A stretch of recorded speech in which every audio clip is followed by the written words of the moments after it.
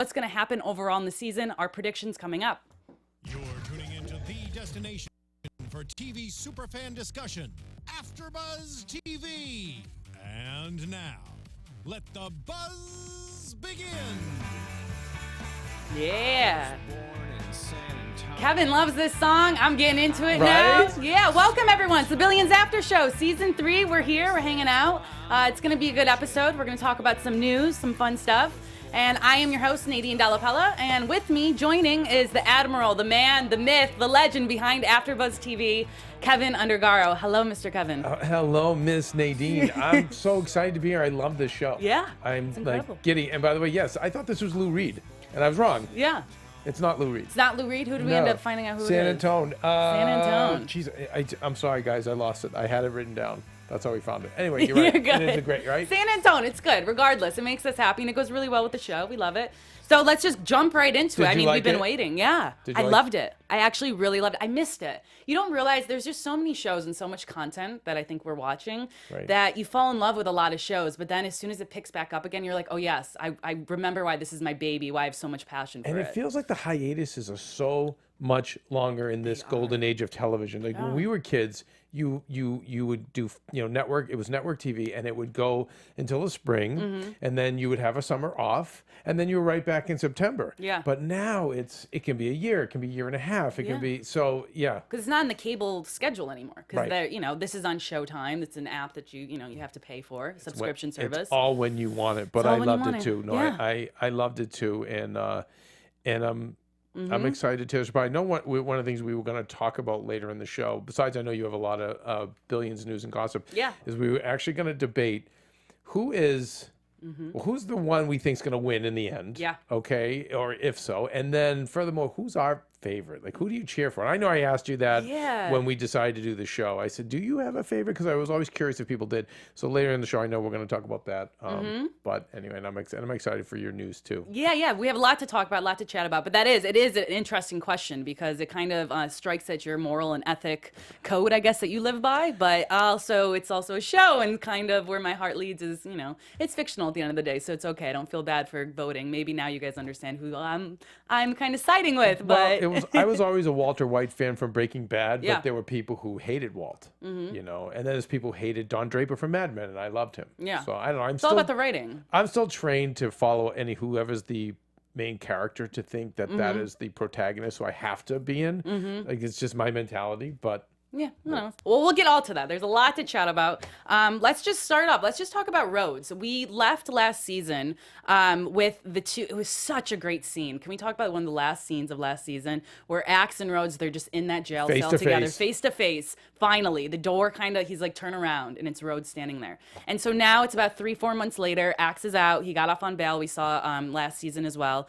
And they're both just trying to figure it out, trying to go these separate paths, but also still connected. Rhoades is very connected. So we're here with Rhoades, who's still listening and know the happenings of the Axe business, but technically he's not a part of it. We're gonna find out. Technically, there we go. Technically, technically. Well, the line when you go to that last episode, and they did it in the tease. They always do a nice little recap.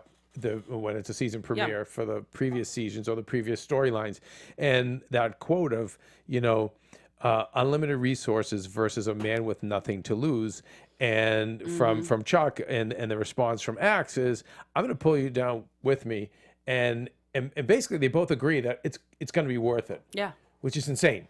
That's how, that your hatred lies that deep that you're willing to risk everything. You're losing your family, losing your money, everything you've worked towards, just for the hatred of another man. And listen, this is not a spoiler because it's just an opinion, but it very well may be the epitaph of this series.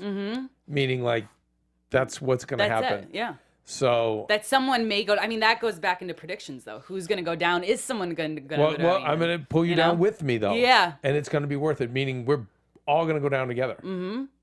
I don't know. So I can't, well, whatever. That's Yeah, more well, I mean, we'll predictions. see what happens with the predictions. No, of course. So let's dive into Rhoades. Yeah, so he's living in New York still. Him and Wendy got back together. They're back in the house together. So first of all, let's talk about that. Let's just talk about the relationship with Wendy. What do we think? How do you feel about the two of them being together? We've seen one of the opening scenes that, they're kissing even in the kitchen and, they're out of therapy. It's weird. Yeah. It's always been weird. And I know later we're going to talk about the S&M scene. Yeah. But Ooh, what a doozy. right? But it's always been weird. It's always been hard to buy into. Yeah. But I'm into the show. But for the first season, it was hard for me to wrap my head around the fact that she's in love with him and being this dominatrix on the one hand, and on the other hand, she's the kind of spirit, the guru of acts. Like she's kind of the his go-to. So but again, I'm infected by the series, so I get it. But yeah, I don't know. It's just always. It's I don't weird. know. Yeah. You tell me No, as a female. Do you get I them don't as a like couple? it. I mean, I think I understand Wendy more, that she's not about kind of, you would think she'd be with Axe for the money and for the looks. And then you see her, with Rhoades, who's, not that, good looking of a guy for what she can get as well. If you're looking at it from, from that perspective. But I think she sees more in someone. There's some type of connection. We haven't seen the past history with them that have tied them together. Because from an outsider looking in, they have these two kids together. And that's all we really know, that there's that type of history. But no, I've always wanted her to be with Axe. Always. And I think it may happen. I don't think you're the only one. Yeah. I think it's interesting that the writers have held that back, and maybe it'll be one of these series where they just have this sexual tension that they never Actually follow up on. Yeah. Yes, they never act upon. But I don't know.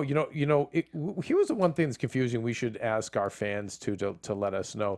We were talking about this, and again, we go up minutes after we see this, so we don't have the luxury here sometimes of like a couple of days to do research, to hit up the message boards, and so it's a little bit of a task. So that's why we count on you guys as fans to let us know. But it appears to me that maybe there's a new presidential administration. I'm just guessing, to correlate with what's going on today with Trump. Yeah. And we open with the Attorney General, who I think his name was, what did I tell you it was?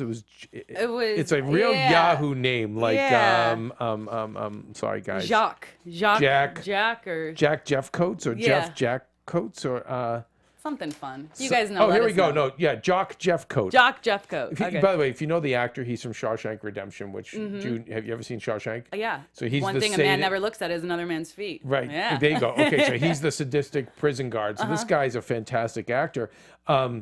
But he seems like a cowboy. He's from Texas. He's using the baseball terms, which is why the tie goes to the runner. He mentions that, and he basically lays out the groundwork of how we're going to do business as the new Attorney General. And he mentions everyone's nervous about getting cut, because normally when you have a new president come in, he appoints his Attorney General, and that Attorney General fires everyone from the past administration. It makes the most sense. And brings in their people. Yeah. But he says, you guys don't have to worry. He likes him because I think he's feeling him out to see if Chuck's going to play ball, and Chuck apparently is going to. Yeah. And but he says to him, I think with the tie goes to the runner, it's like, hey, let's if it's going to be close, let's not do it. Let's only prosecute big cases that we know we can win. Yeah. And then I know he knows this Attorney General has done his research, because he knows that that Chuck really wishes he could be the one putting the screws directly. Doing all of that, yeah. Right? And someone else is going to get the credit. But he feels him out, and he basically, I think in the subtext of the conversation is that, are you okay with that? Can you be okay with letting this other guy hang him? Yeah. And is that going to be a problem? And Chuck's like, no, it won't, boss. I'm going to go along. Right? I believe that has to be what it actually is too. But this new Attorney General, he's very comfortable in the position he's in. He's a guy that comes from somewhere where he has a lot of confidence. His legs are up on the table, all that, well, you know? Good. So that's why I think it's a new administration. That's right. And who would Trump hire? Yeah. If we're playing into our world, yeah. Wouldn't it be a jock Jeff Coat talking baseball? Exactly. Using all these crazy analogies, feet on the desk, a cowboy, basically. And to an unorthodox person. And to back up this thought that you're having about how it may actually be related to the world we're living in, Variety actually had an interview with Damian Lewis, who plays Axe, and they asked him basically, like, it feels like this season is ripped more from the headlines of the modern news that we're going through and the government that we have in play.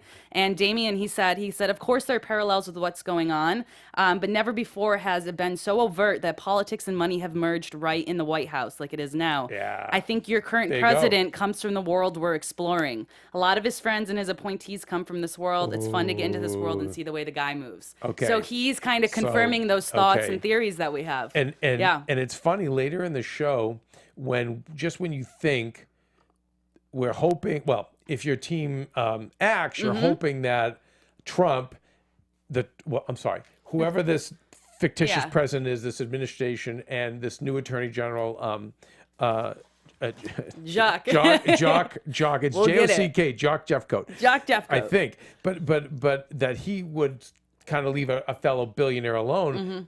But the response is no. He's going to leave, the tie goes to the runner, the little stuff. But something, if it's a big case that makes the attorney general look like we're gonna take out a bully. Yeah. Because think about it, publicly, if you took out a guy like that who hurt the little guy, you look like a hero as an attorney general, as a president.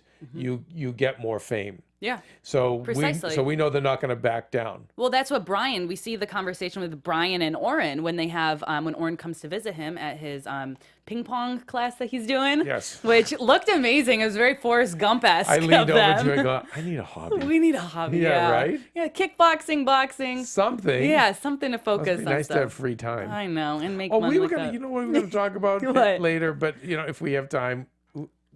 Axe's wardrobe. That's what was we said is a special topic. Yes. If we have time, maybe. We'll get into the Axe world and we'll definitely talk wardrobe #1 there. But but going back, but Brian and Oren, basically that's what Brian says. He's like, no, like come with me when you have something to give me because we're not backing down. This is our face case right now. This is the big one, and that's why all the little stuff we're kind of letting go because this is our baby. If this goes away, then they need to find another big case like that. So that kind of ties into that whole mindset the attorney general has. That they're not going to back down. Yeah, that they're not backing down because this is their face case basically. Gotcha.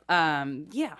So very interesting. We see a lot with Dake, okay, and Brian Connerty, but a shout out to the writers here, and this is okay. So always. I'm going to tell you a lot of stuff that might have gone over your head only because of your gender and your age.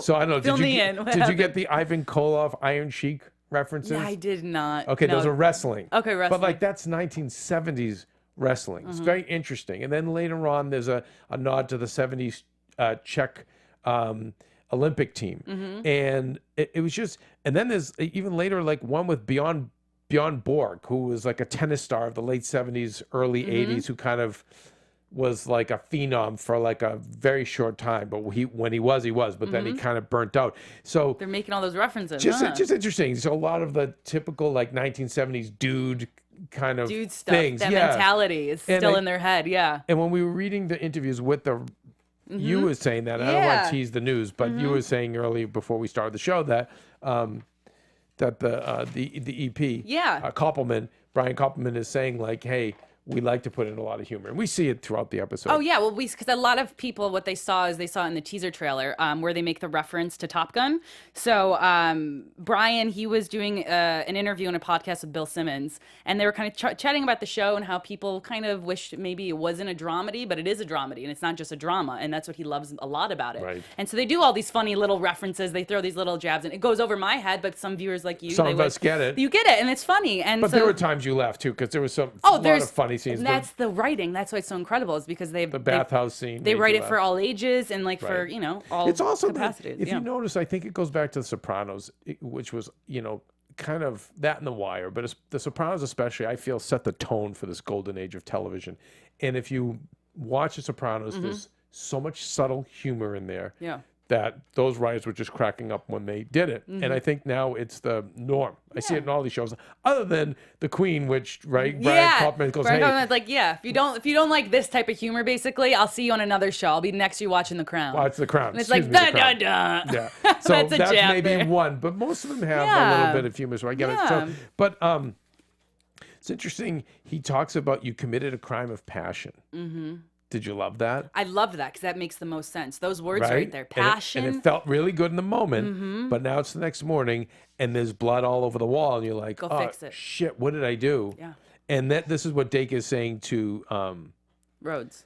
yeah, but you know, is Rhoades mentally there when he's looking at blood at the wall? I still feel like he's not there. I still feel like he's loving this. He's gonna love it until I think forever, because until Axe is actually convicted and he can actually move on. If he's convicted, But in his head, until he. But I think this is a prophecy, because I think I don't think he's there yet where it's the day after the crime of passion and the blood on the wall. I think he's still enjoying the fun and the passion, but I think there will be a day after where it's going to be blood splattered on the wall and he's going to go, oh shit, what did I do? But I don't think he's there yet. Well, I think we kind of had a prediction of that at kind of one of the last scenes with Rhoades, and now he's like, who the hell is this attorney general telling me? When have they ever told us what to do? And he's thinking of a plan of how to not listen to him anymore. And it's like, uh-oh, that's what's predicting the Chuck. blood. Yeah, that's the blood also. Well, this is with Chuck and Axe, it's two alpha males and different ways of doing business. You know, I think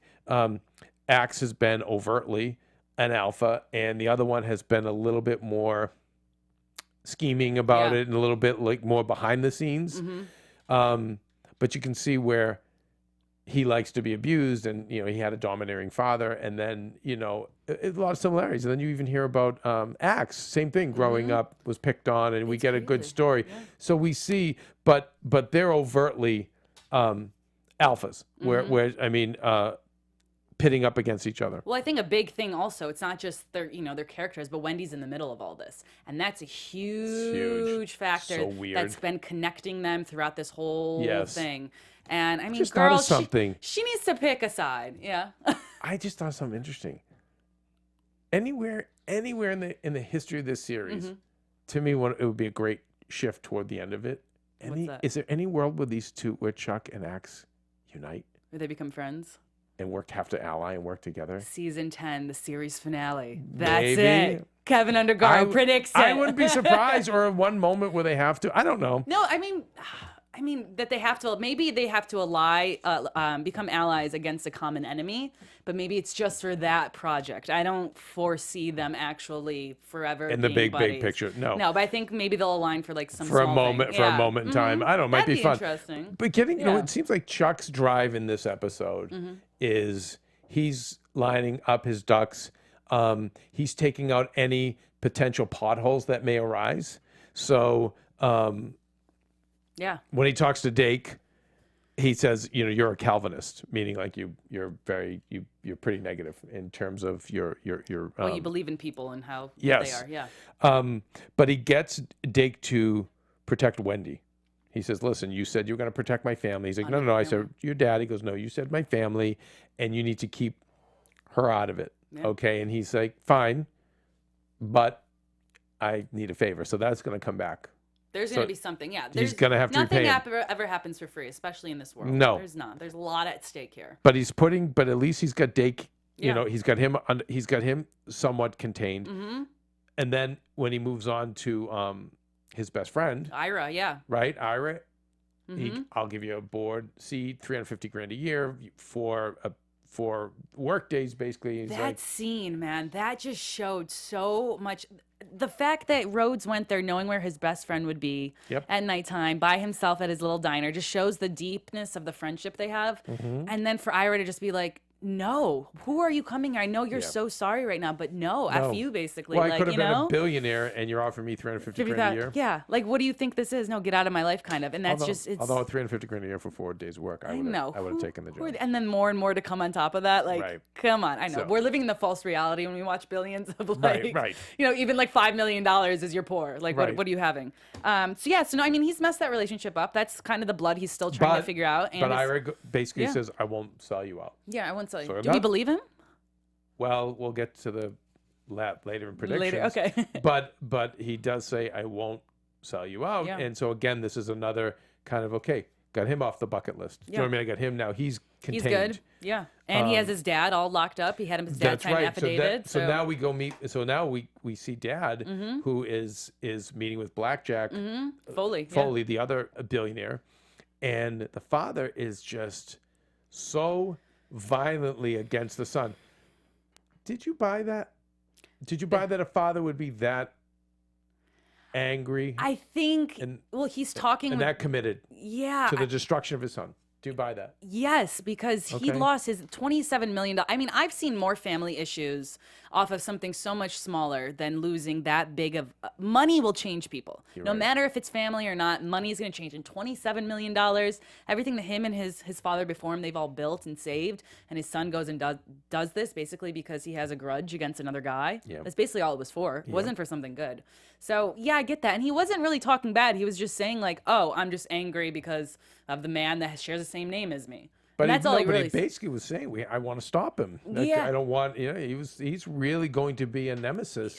But it's interesting that Blackjack Foley comes to the son's defense and in legal terms, like, I don't want to do it. Yeah. But if you come at your son, I'm going to pull this little paper out that proves what I need to, the ammunition I have to hurt you if you come near him.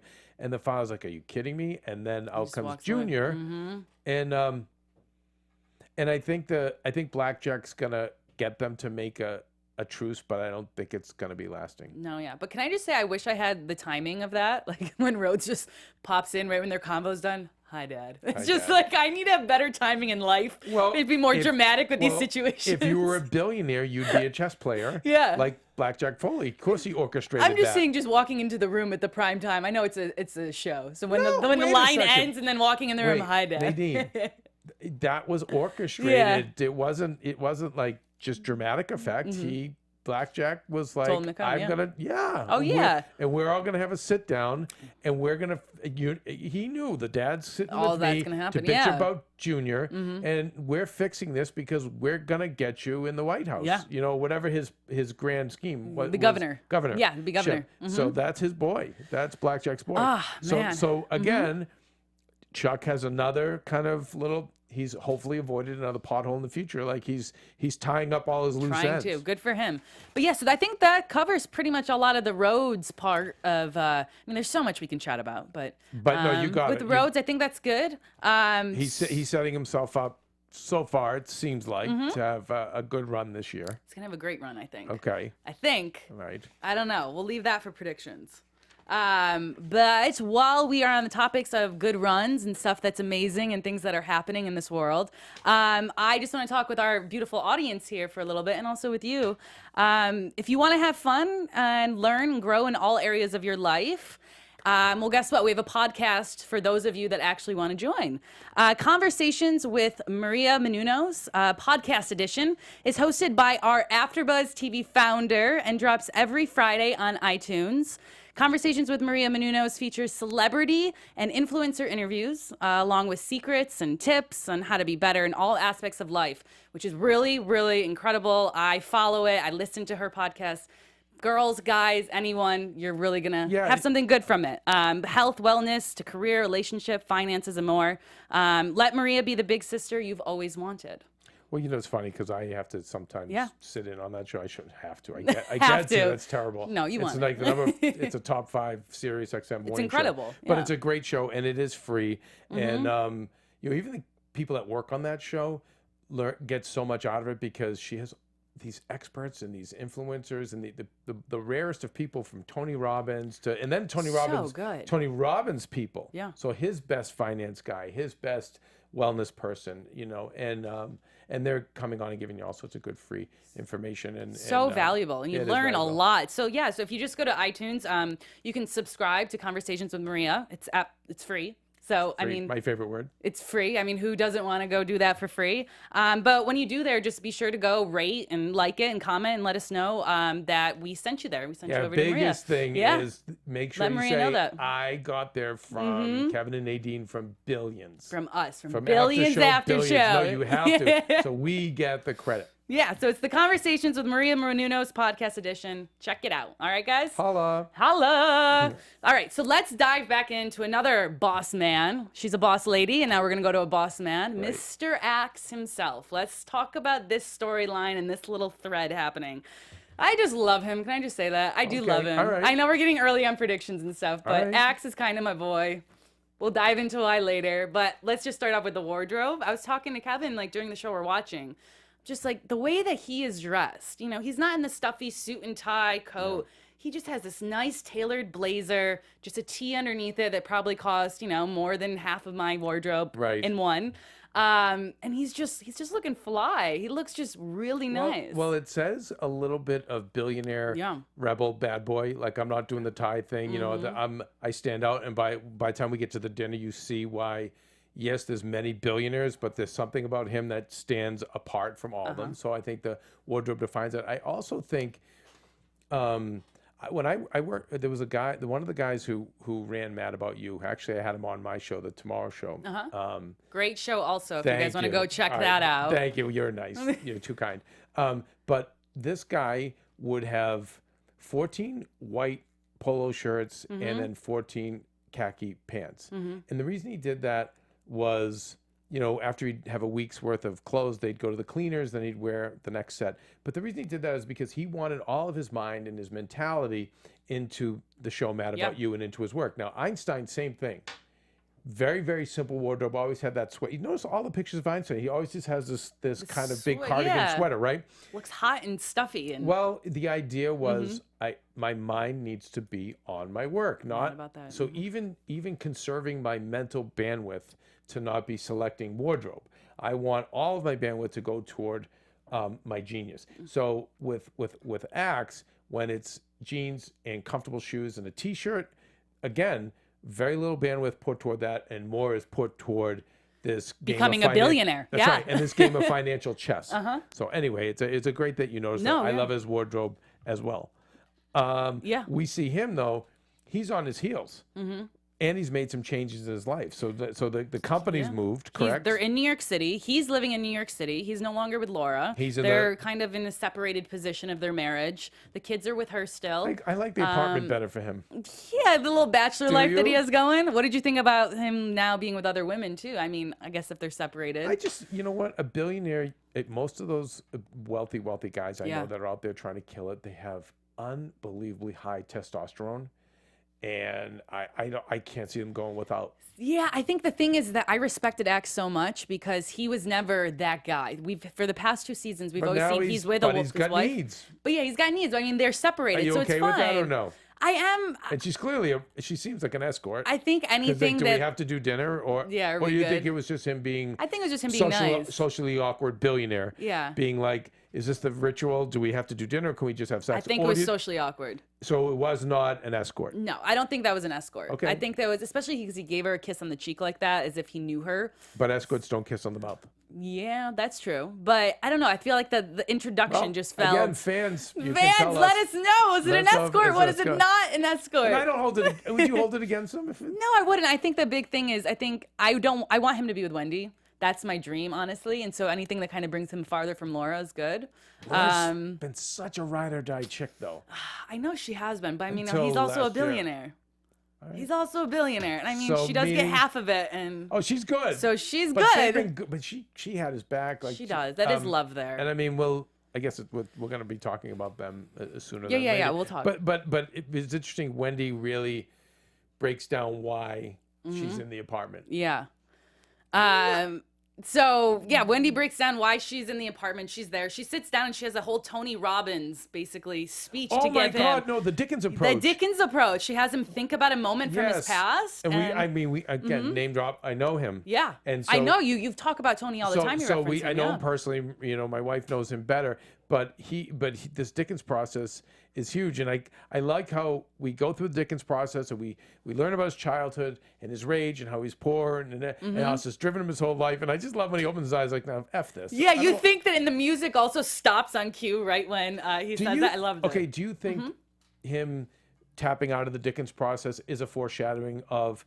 Listen, Wendy, you're helping me to get better, but I don't want to get better. I just want to kick freaking ass. I think it shows his progress that he even sat and put that up with long? that for that long. I think that just shows progress there, and I think that he's obviously not going to be healed right now. He has a lot of work to do. But the fact that Wendy also is stuck by his side through all of this, she's got back with her husband, and She also always will, though. and also still nope, I'm still with Axe. That I'm doesn't still helping surprise me him. because we ended last season Yeah. where she was like, "You're going to jail, but I'm here." I was Or, "You're wondering though what arrested." would happen because they got her and Rhoades got back together, so I didn't know if maybe who knows there But was they've talks or always any... been this whole They weird have. dynamic of I've interesting. got my professional life here, I've got my personal life there, so like whatever. What's up with all these people and these weird relationships Well, happening? this is, These I guess dynamics. this is the billions. When you're billions, you get Billionaires weird. Club. Okay, 2 more years and I'll let you know the insider about it. All Right, right, when Kev? you're a billionaire. Yeah. I love that scam. Taylor is the CIO now of this, and she's got big shoes to fill. And Taylor, again, how much yeah. do we love Wags? Yeah, Right? Wags hit. Not only is his beard on point and something you could just twirl it like an evil mastermind, but he is so funny. He's the one guy that'll bring the jokes no matter what. Hilarious. Well, she runs this meeting. She's like, listen, you all get bonuses to cover your pay. Yeah. But we need a big idea for this upcoming dinner. So it shows Wags is like, no one authorized you to do that. So it's already a sign that she is strong enough to lead on her own. She's not going to be a yes man. She's going to, she's going to follow her heart and make decisions. I wonder if, and even by the end, what we see at the dinner, I wonder if Taylor doesn't take over everything and At cut the end, and yeah. snip Axe's balls. Yeah, maybe. I don't know if I just don't think she's ever going to get the opportunity to fully lead. I think that if she had the full I don't know about capability, that. I don't know think about she's that. actually going to ever. I Well, think there are going to be people just talking and just not giving I don't it to know her. where Chuck has already relented his license, right? Yeah. To trade. Yeah. So now he's more behind the scenes figurehead. I don't know. She's got a lot of power now, but will she use it or will she stay loyal? Yeah. It's just very interesting. She's clearly very, very smart. She's green, but I think there's a lot there. There is a lot happening there. There's a lot. There's a lot happening there, and I know. God, like we could do a 2-hour podcast on this. could Maybe talk we just should about have because Axe. it's the The opening. yeah. But But moving on to Axe when he meets with his lawyer, right? And Oren, yeah. right, and by the way, I love the lawyer. God, Oren? wouldn't you love that wouldn't you love He has Oren as your such lawyer? loyalty too. He's just smart and slick and strong and Just a New York guy. He's just a New Yorker. yeah, but he can't really get anywhere with the other side. Yeah. With this. Well, yeah, when he meets with Brian and stuff, I know that's why they basically came to that decision at the end that Axe had to, let go of being able to trade, give that up because they were kind of backed into a corner. They really had no other decision. But normally he's the guy who's making stuff happen. He's kind of, he's a little intimidating, scary guy, but he always listens. I love him. But He's great. I love Axe's team, and Dollar Bill just amazing, right? Like I mean, I could Even talk Dumb Maffei, kind of, just the best and so funny. Yeah. Right. What a crew. Well, here's the thing: we need a big idea for this dinner because all these billionaires are getting together, and it's on the one hand, they're trying to sell it like, oh, Axe has been invited and courted to this dinner. And on the other hand, we know the truth that he had a fight to get to that dinner. Yeah. But they need to present a big idea at that dinner. So everyone's racing around to do it. Make sure Axe Capital is still on top of everyone's Right. brains. We're still good no matter what. And in the meantime, we see Laura has gone to kind of the Jerry O'Connell character, which is kind of a cheesy competitor, a less Yeah. successful competitor. But I love how Axe, she's still his partner. He's still decent to her. Let her see everything. It's her money too. Yeah. And great line. Yeah. Just because you see a Bruce Lee film, again, 70s, right? Yeah. It doesn't mean you know karate. Yep, that right? was a brilliant Good, line. look at it. Yeah, look at it. The guy's not going to know what to do with it. What are you gonna do? Yeah, but also I think that's why Laura irritates me. Why'd she have to bring him? Why is she doing that to like punch him? Right now, but notice by the end, Yeah. she said, I would never, he's made a crack like, oh, you're going to go fly in his little new plane. And she's like, I would never fly in that sardine can. Yeah. And I think what she meant was, I'm not really going to trust Do anything, him yeah. with our money. And she said, she's not buddy. She says Yeah. to him, Axe, don't lose our money. Yeah. And I think that was her vote of confidence to say, listen, that was just me, posturing. Just doing it. But Yeah. we're still united on that front. I still trust you. Yeah. So I thought that was good. But we go into this final meeting, and the surprise is it's Taylor. It's Taylor. I loved that. I loved how they Right? kind of panned up. Oh, It was and very- before the meeting, there you see the Jerry O'Connell characters ragging on him. They're making fun of him, saying he's done, and the press now has just come out that he's lost his license. But a couple people counter because generally when you notice when that press gets dropped, the opposing side, meaning Axe's side, drops the counter press. It's like, well, no, They won't. There's nothing. it says here he's got more money and he'll be able to do more. And there's a little tete-a-tete. I did make a mention. There's a white-haired guy at the table who didn't seem like the strongest actor. And I said, back left. I Yeah. said, I bet you he's a billionaire. I bet you he's that's what you call in Hollywood stunt casting. Again, fans, just look it up for us. Yeah, if anyone can figure it out, let us know who it is. Let us know because I think he's not. But anyway, Yeah. the surprise is in comes Taylor. So unbelievable chess move. So you bring in Taylor, who again, and listen, we haven't talked about the fact that she is what's the term for her? Because I know what's the politically correct she's term. androgynous, so it's supposed to refer as a they or a them. Though the pronouns that are used are different. People to give your company to, you give it to her. Just her youth alone, is enough to be, and someone that they can't figure out, right? Yeah. But then it's for her to be a person of this persuasion is so interesting, and she stands up and goes, "This is what we're gonna do," and once again. He's the bad boy rebel billionaire that everyone listens to because all of these guys, the attention's on her, and then you see him out on his rooftop, just not even at the meeting, but somehow in control. He made that happen. So both of our main characters start out and get really, really, we see them both at good full power to take us to the rest of the series for a good old fight. They're figuring out their cards. Right? They're figuring out what cards they're going to play now of the hands that they have been dealt, basically, the 2 seasons that they've caused for themselves. Let's still say. Okay, so really quick, the S&M scene. Yeah. Always grosses me out. Really weird. I don't know. Yeah, don't like it. Right? Weird. Awkward. But it no, is what it is. I don't want more. Right. Okay. But it is Those are what the it few is. words, All right. yeah. So we'll do that, and then we did end up seeing. Listen, like our special topic. I'm just gonna say this. Yeah. I'm like you. I'm Team Axe. I think ultimately. Because nobody wins in war, I think this goes down in a bloodbath. That's my prediction. I don't think there's going to be a winner, but I am Team Axe. But I think that the writers are going to be sensitive to the fact that a lot of people are Team Axe and watch for them to have him do less and less ethical things. But you hate to that you're grade Team up. X? No, not yet. Okay. No, not yet. So not yet. Season 3, you're still not here. You're still liking I'm still all liking. the shady stuff. But listen, you guys, please go to iTunes to rate and comment and subscribe to our show and tell us what team you're on or any of your thoughts or feelings on tonight's episode or the show in general. Do the same thing on YouTube. You can send us those comments. We'll read them. We'll read them on the air. But also, it helps us. It helps us kind of take the temperature of our show. Yeah, and talk with you guys. What you guys want to talk about too. So thank you very, very much, and then everyone. for let's cut. You know what? We probably can. Can we do one news item? Yeah, we can kind of do a news item. I One just think news item for something fun. Billions.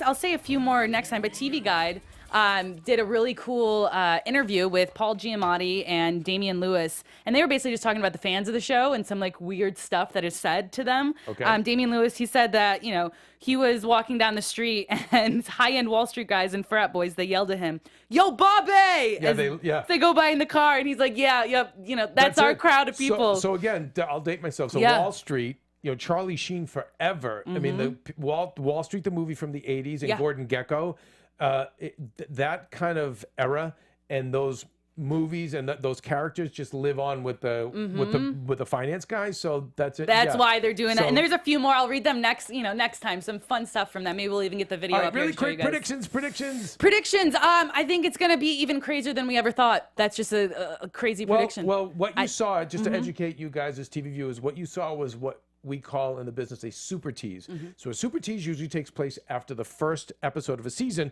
because it's not just a tease for next week, it's a tease for the entire season keep coming watching. up. And we're gonna see look at my super tease. We're gonna right? We're gonna see Blackjack Foley is gonna get with Wendy, right? And see if he can make a Wendy turn against Axe. We're gonna see Axe get with Chuck's best friend Ira, right? We're going to see that that Chuck and Ollie are going to discuss tampering. Okay. Then there's something with the doctor and maybe some evidence that was buried. With the whole investment that happened last time. And and perhaps a division with Taylor. Okay, Division would tell tempted. Who knows? It's all crazy. I love this show so much, though. Bloodbath. Both of our opponents are at full power, and they're going to be a bloodbath. You guys can find me at Undergaro. And check out the Tomorrow Show also on iTunes, and we're live now on Wednesday nights, and you're going to be on the show with me, I'm sure. Yeah, now, I hope so. Please, I love this BFFs. show, and please watch it, guys. You can find me everywhere at Nadine DP and the number 3. Thank you for hanging with us. We'll be here same time next week, 8 o'clock Pacific time. Yes, and next week we'll be even better. Even better, more Way refined, better. more time for you. Wicked better. See ya. Like, comment, subscribe, all of it. Bye, guys. Bye.